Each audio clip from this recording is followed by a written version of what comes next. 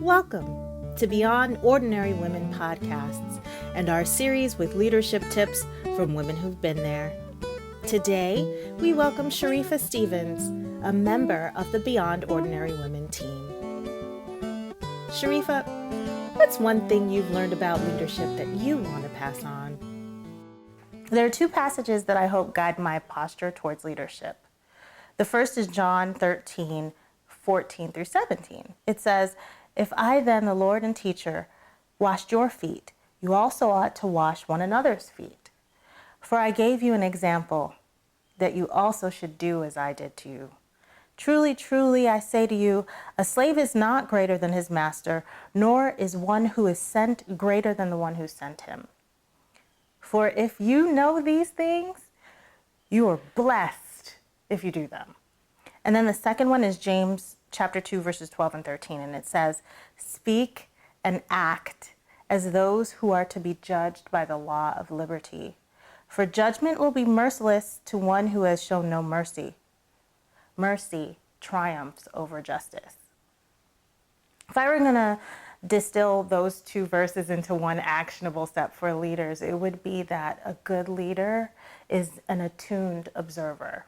The best leaders that I know of were people who weren't in it for themselves, but they were vigilant, they were driven to encourage their people, to inspire them, to challenge them when necessary, and to celebrate them for jobs well done.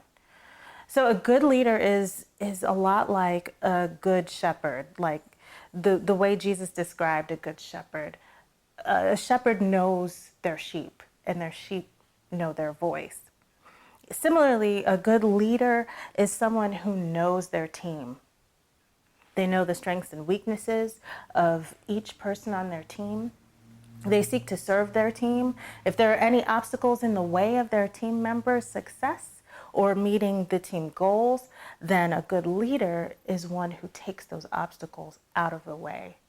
A good leader is someone who does not lead people by their weaknesses, but by their strengths, and also doesn't leave them where they were.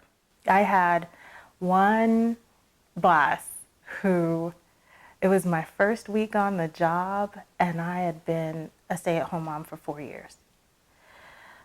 So I was thoroughly intimidated, and I had to meet a certain word count in a writing assignment, and I was about 200 words over.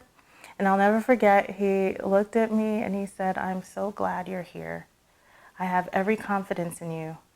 Now your job as a writer is to meet that word count. That's what you do." And I never had trouble with a word count again.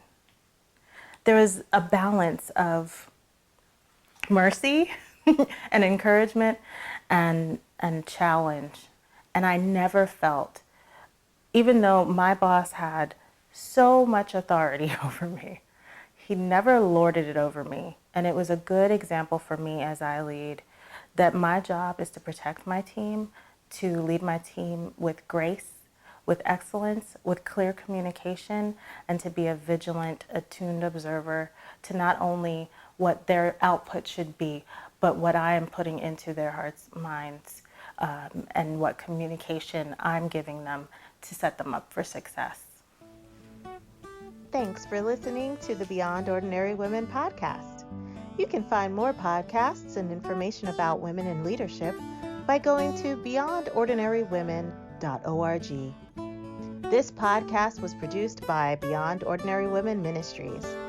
Our production team includes Evelyn Babcock, Kay Daigle, Kay Halligan, Deborah Herring, Sharifa Stevens, and John Sparks. Theme music, Back in Stride by Don Miller, used by courtesy of Christine Miller.